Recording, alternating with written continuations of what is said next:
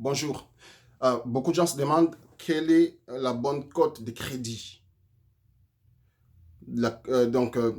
Cote de crédit comme on a expliqué dans la précédente vidéo ou pointage de crédit comme j'ai expliqué également. Mais puisque tout le monde mélange de toute façon, mais je vais parler des pointages de crédit.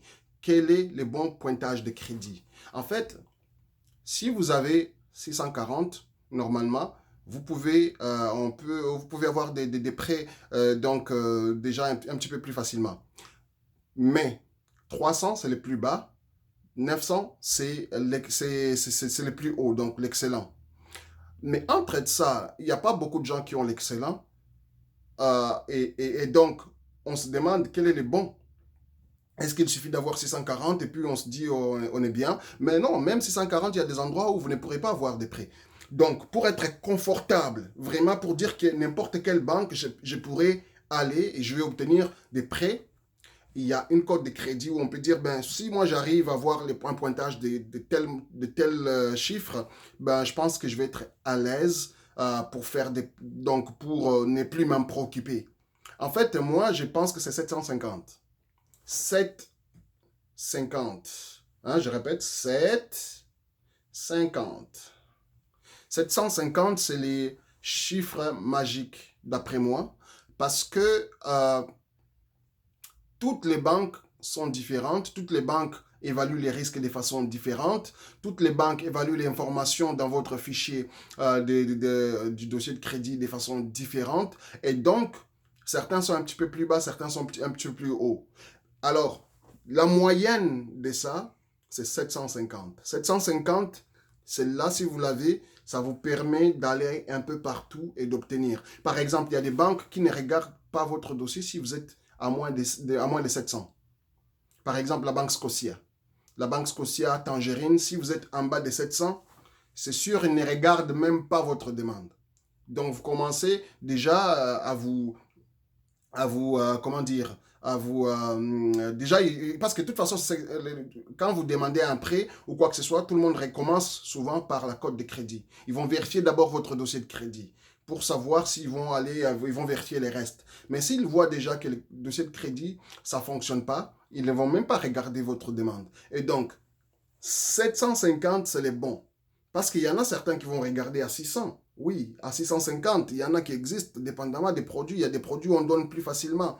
Mais généralement, de façon générale, avec n'importe quelle banque, si vous êtes à 750, vous êtes normalement bien. Parce que vous allez avoir presque les mêmes taux que quelqu'un qui a 800, quelqu'un qui a 850, même 900 parfois. Hein, vous allez avoir les mêmes taux. De toute façon, c'est pas tout le monde qui ce n'est même pas, il n'y a même pas de différence en fait à voir entre 800 et 900. C'est une différence peut-être au niveau de vous personnellement, il y a une différence peut-être de fierté, différence peut-être de... Et puis ça peut vous aider, il y a un petit avantage tout de même, ça peut vous permettre, si vous êtes en 900, si vous faites une petite gaffe, mais vous allez perdre un peu de points, mais au moins vous allez rester toujours dans les 800, dans les 750, dans les 900 peut-être pour ça. Mais il n'y a pas une différence en termes de taux d'intérêt, toutes ces choses-là. Non, 750, normalement, vous allez avoir les mêmes taux que les autres. Donc, 750, pour moi, c'est les chiffres magiques, c'est la bonne cote de crédit à avoir. Un bon pointage de crédit à avoir. Vous voyez, même moi-même, je confonds souvent les termes pointage de crédit, versus la cote de crédit. Mais ce que je veux dire, c'est que un bon pointage de crédit, c'est un 750. Et un minimum que vous devez vous fixer d'avoir, c'est un 640. Parce que de toute façon, c'est le minimum que beaucoup de banques acceptent. Mais pour être bien, pour ne pas être dans les mauvais crédits, mais 640. Certains emplois, beaucoup d'emplois qui regardent le dossier de crédit, cherchent un 650 minimum. Beaucoup. Ça, c'est beaucoup qui cherchent, donc beaucoup d'employeurs qui embauchent, qui vérifient des dossiers de crédit. Ils cherchent un 650. Certains vont vous accepter aussi avec 600. Mais 650, qu'est-ce ils essayent d'obtenir? Alors, si vous avez moins de 650, certaines banques certains employeurs vont refuser de vous embaucher. Et croyez-moi, ça m'a déjà été arrivé. Quand je ne savais pas encore comment gérer mon crédit. C'était pour cette raison que je n'ai pas pu travailler pour un grand constructeur de voitures. C'était simplement la cote de crédit. J'avais 640, ils voulaient 650. et je n'ai pas pu, tout le reste fait, entrevue, machin, tout terminé. Juste code de crédit, j'avais 640, mais ça n'a pas pu passer parce qu'ils m'ont dit on cherche 650 minimum. Donc c'est comme ça, c'est-à-dire un bon dossier de crédit, ça commence à, et ça aide, et donc c'est dire que je vais un minimum de 640, ça vous permet d'ouvrir quand même quelques horizons, avoir quelques prêts, faire certaines choses sans difficulté, prendre certains comptes sans pouvoir autant faire payer d'avance ou faire des choses comme ça. Alors que quand vous êtes dans les 750, ben vous êtes vraiment confortable. De ce côté-là, vous pouvez prendre des choses.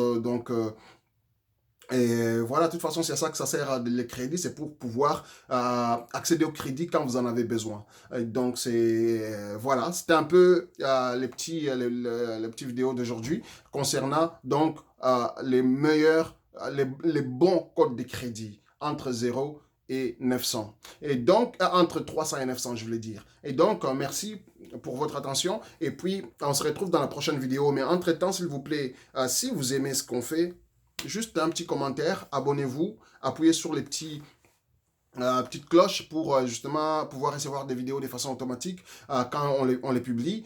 On partage des informations bancaires, en fait financières concernant la vie quotidienne, concernant l'actualité, concernant tout ce qui touche les finances, l'argent, c'est tout ce qu'on discute ici. On donne des petites astuces hein, qui peuvent vous aider au quotidien pour résoudre des problèmes liés à l'argent. Et donc, comme vous avez pu les remarquer dans chaque vidéo, on partage énormément de secrets. Ce sont des choses sur lesquelles j'ai fait des recherches. Je sais que d'autres n'ont pas dit ou on dit, mais n'ont pas parlé de spécifiquement telle chose. Donc, ce n'est pas des informations que vous trouvez ailleurs. Ça, pour beaucoup des informations que je donne, ce sont des informations que ça doit être quelqu'un qui a travaillé dans ce domaine à la banque qui doit connaître ce genre d'informations. Et souvent, ce n'est pas des informations que vous pouvez googler et trouver. Vous pouvez googler pendant des heures et des heures, peut-être aussi trouver certaines informations, mais la majorité des informations que j'essaie de partager ici, ce sont des informations vraiment qui ne sont pas accessibles à beaucoup de gens. Et donc, ou les informations que les banques ne veulent pas que vous sachiez. Et donc, c'est ça l'information, c'est l'information que moi je vais publier ici. Parce qu'une fois que vous le savez, l'information c'est le pouvoir. Une fois que vous avez l'information, vous allez savoir comment vous défendre, comment gérer et comment bien vous en sortir dans beaucoup de situations. Et donc, suivez-moi, aimez pour aider si vous voulez qu'on continue à le faire parce qu'on veut voir aussi que si l'information qu'on partage c'est une bonne information, mais appuyez tout le temps sur des likes.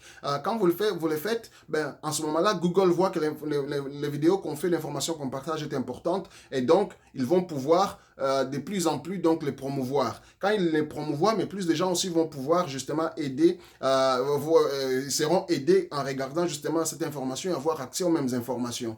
Donc, j'aurais pu garder ces informations, je les ai depuis des années, mais finalement, ça ne profite à personne. Et donc, quand je fais des recherches, comme je vous l'ai dit, c'est beaucoup d'informations que je ne trouve pas. Que ce soit quand je fais des recherches, soit en anglais ou en français, ce sont des informations qui sont totalement, pas totalement, mais qui sont quand même difficiles à avoir, ce genre d'informations. Et donc, quand je les partage, ben à ce moment-là, encourageons-nous mutuellement, je vous aide, vous m'aidez également à pouvoir justement avoir une plus grande audience afin de pouvoir partager ce genre d'informations. Comme ça, on va pouvoir évoluer et avoir beaucoup d'astuces sur comment avoir accès à l'argent, gérer l'argent, dépenser l'argent, des trucs vraiment pas très